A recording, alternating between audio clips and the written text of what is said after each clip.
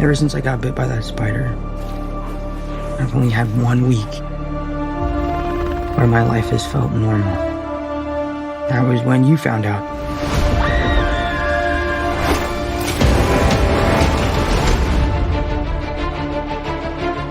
When you botched that spell where you wanted everyone to forget that Peter Parker's Spider-Man,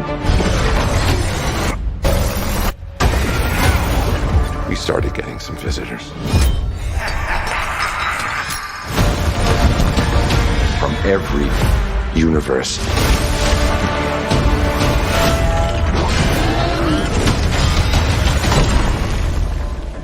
Hello, Peter.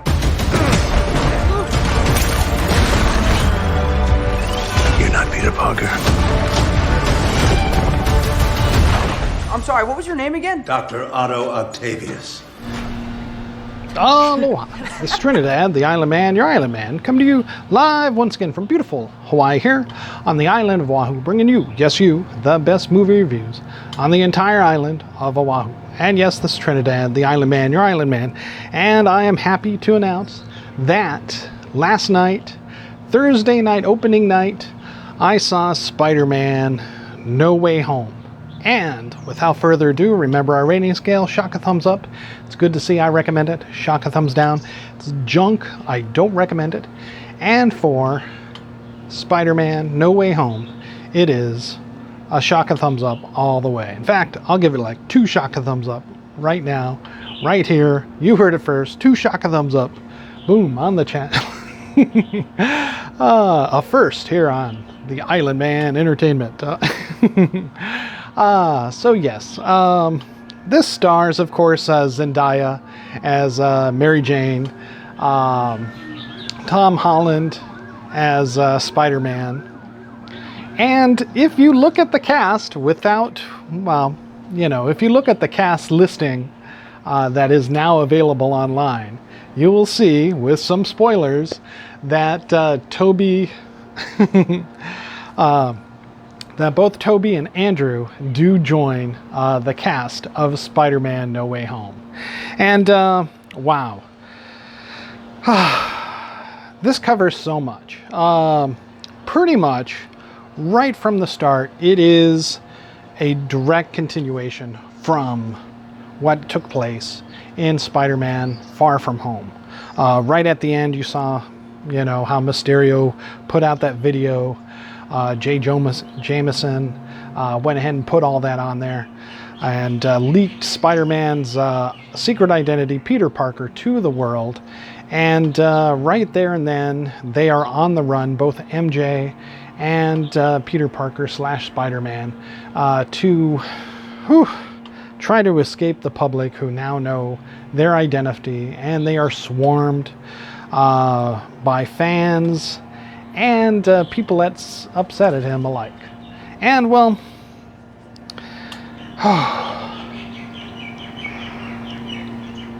so just take that. So if you've watched Spider-Man Far From Home, you pretty much have the feeling of it right at the end, and then that's where it just takes place pretty much from. And from there, just go into that first leaked trailer, essentially, and you will see Doctor Strange being met by Tom Holland, just to try to say, hey, you know, make everybody forget me. And of course, with Spider-Man not wanting everybody, MJ, his friends, his family, to remember that he is Spider-Man, he disrupts Doctor Strange enough that the spell is distracted and all heck breaks loose. In fact, all the multiverse breaks loose. So it's exactly as the trailer depicts. Gosh, in that first trailer. But still, that doesn't take anything away from it. You know, because the multiverse is split open, anybody who knows Spider-Man is Peter Parker can walk through into this dimension, into this reality. And thus we have, as you've seen in the trailer, you know, Alfred Molina. Reed does his role as Dr. Octavius, Dr. Otto Octavius, Doc Ock, and William Dafoe as the Green Goblin. To name many of the others, Jamie Foxx as Electro from the Andrew Garfield Spider-Man. And the Lizard makes a return along with the Sandman. So essentially you have pretty much all of Sony's, Sinister Six, almost shy one member, in this film. And unfortunately, that is still too much, we see, for Spider-Man to take alone, unprepared for what he's facing, having never fought these guys before. Individually, he can hold his own easy, even defeats Dr. Octavius, Doc Ock, first around, from what you see from that battle on the bridge. Again, this is going to have some spoilers. So essentially, he captures everyone on behest of Doctor Strange, who says, hey, you can't let these guys loose. You got to capture them. So they're all captured. But instead of sending them back to meet their fates, to die, essentially, is what he knows that doing that spell will do, because he was revealed what their last moments were that they remember, and that was almost dying. And so instead of that, his Aunt May tells him hey, you've got to help these people. You have a chance. You have the power and the responsibility to help these people, cure them of their afflictions. And so Peter Parker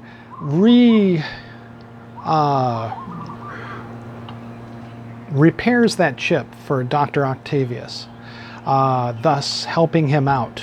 He tries a cure for the Green Goblin so that Norman Osborn isn't driven by such insanity. Unfortunately, that one doesn't work.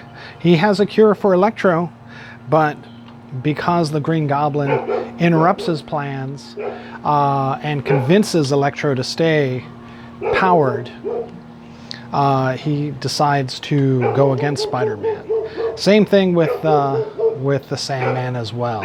Only Dr. Octavius, who was successfully cured, befriends Spider-Man. And so that is what takes place in the movie. Throughout that, we find that not only, as I said, if you look at the cast list, you can see Tobey Maguire and Andrew Garfield, both in this movie, both make an appearance and both help Spider-Man take on the remaining Sinister Six, essentially, helping to stop them. I won't go into all the spoilers, but there is an Uncle Ben moment in this movie for Tom Holland's Spider-Man that is very much heartfelt.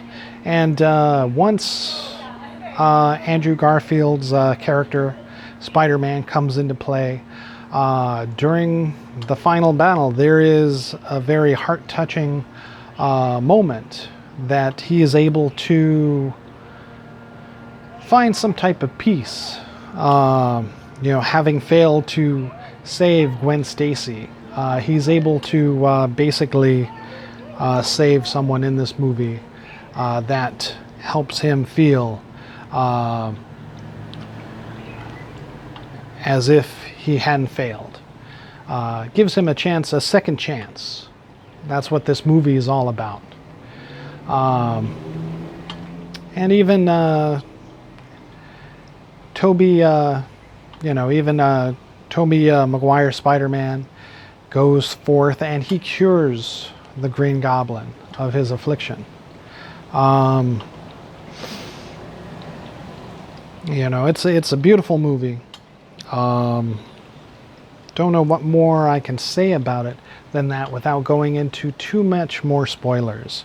However, unfortunately, the spell has to continue because too much damage to the multiverse has been done, and thus, in order to save what little Doctor Strange can, he has to still erase everyone's memory of Spider-Man.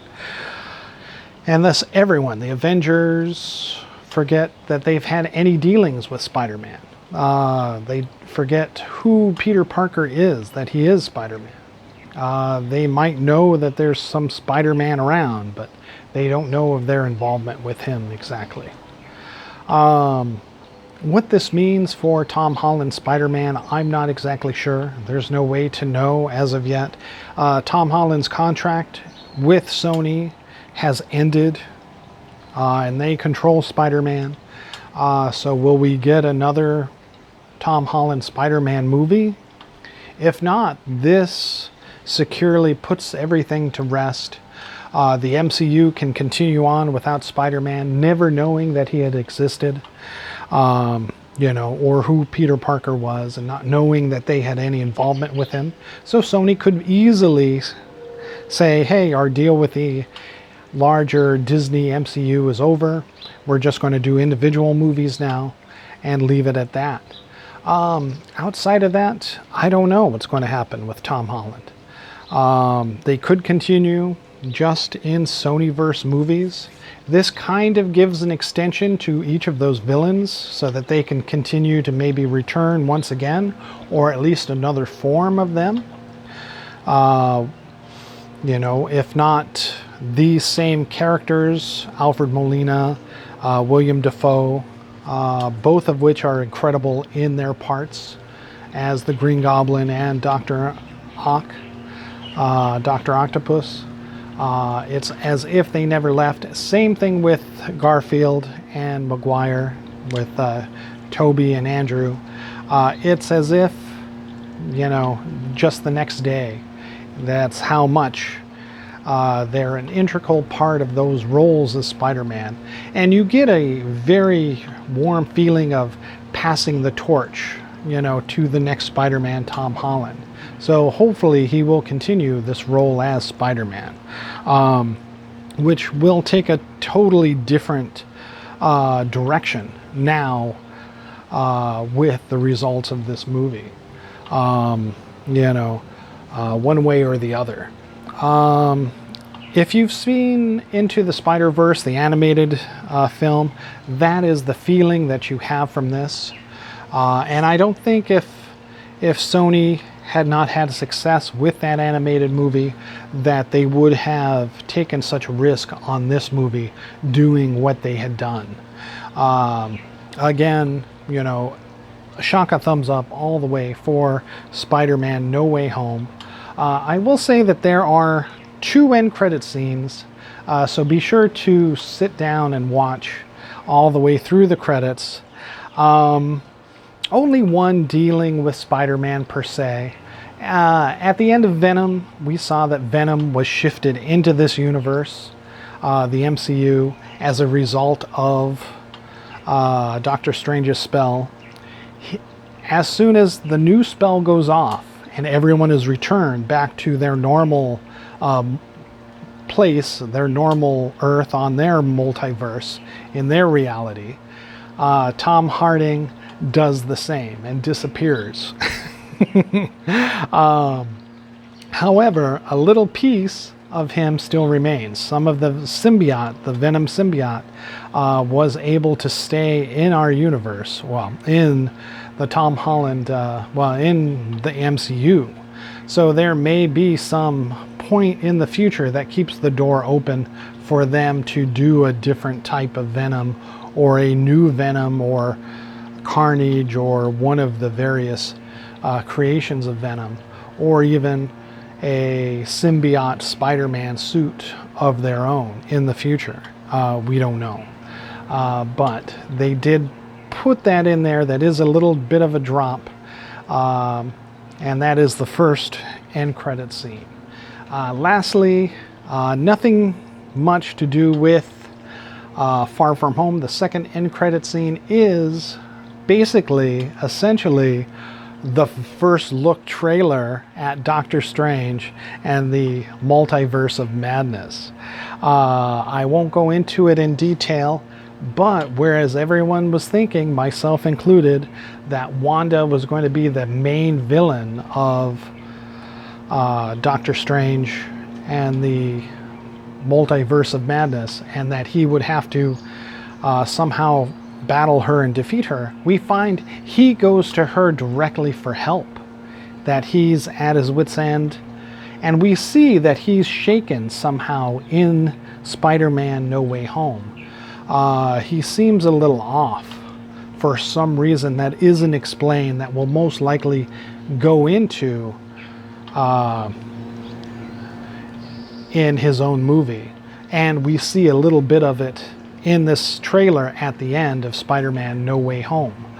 And all I will say is that you've got to watch the What If Doctor Strange episode, and you will understand who the main villain is in Doctor Strange and the Multiverse of Madness, who Steven and Wanda have to team up against.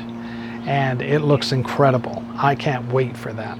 And again, that's coming in 2022, March. I think it was pushed back to summer, I think, of 2022. But, you know, we'll just have to see. But yeah, that looks fabulous. And that's all part of a result. That's part of still some of that multiverse leakage from this Spider-Man spell. But as far as the Spider-Man universe goes, it is a done deal now, complete. And everyone gives a fantastic performance in this.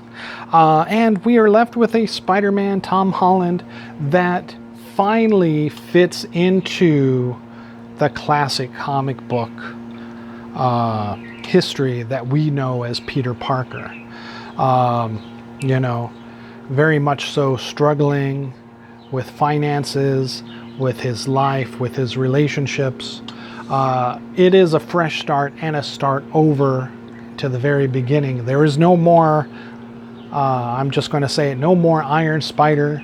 There is no more Stark technology that he has his hands on, because in this universe, now with this spell, there's nobody who remembers him. Stark never, you know, he doesn't have access to the toys, he doesn't have access to the other Avengers or any of their goods and toys and stuff that he could use. He can't go to them for help because they don't know of him, essentially, other than what's out in the press. And the press is split if he's good or bad, or who knows.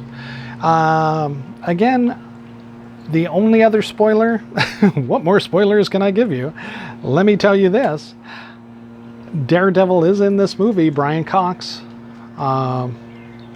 Charlie Cox. I don't think any relationship to Brian Cox. But Charlie Cox is in this movie. You know, Matt Murdock is his lawyer, is Peter Parker's lawyer at the very beginning of this movie, and helps him get off of these trumped up charges of killing Mysterio very quickly. There's really no courtroom dramas or anything that we were expecting to see, but he doesn't put on the suit, but he does display his radar sense and lightning fast reflexes. So Spider-Man is aware of him, and the MCU has embraced him fully, and so we can look forward. There's rumors of a new Daredevil series on probably Disney Plus, you know, at some future point to come, maybe 2022, probably 2023 or 2024. But that looks incredible as well. And again, just like all of, you know, Tobey Maguire, Andrew Garfield, you know, Alfred Molina, William Dafoe, it's as if he never left the role. It's totally, he is Daredevil. They are the Green Goblin. They are Dr. Otto Octavius, Dr. Octopus. So complete. It's, you know, Tobey Maguire, Andrew Garfield, Spider-Man, as if they had never left. It's just seamless, and, you know, brought tears to my eyes in that movie. Again, strong shock, a thumbs up. If you are on the fence about seeing this movie, definitely go see it. It's well worth it, and you won't be disappointed. at all, despite some sad events and a very challenging time for our current Spider-Man, Tom Holland. All right, thank you so much. This is Trinidad the Island Man, your Island Man, giving Spider-Man No Way Home a strong shock a thumbs up. Go see it any way you can, anywhere you can, but preferably at the theaters on the big screen for sure. All right, thank you so much. Mahalo and aloha.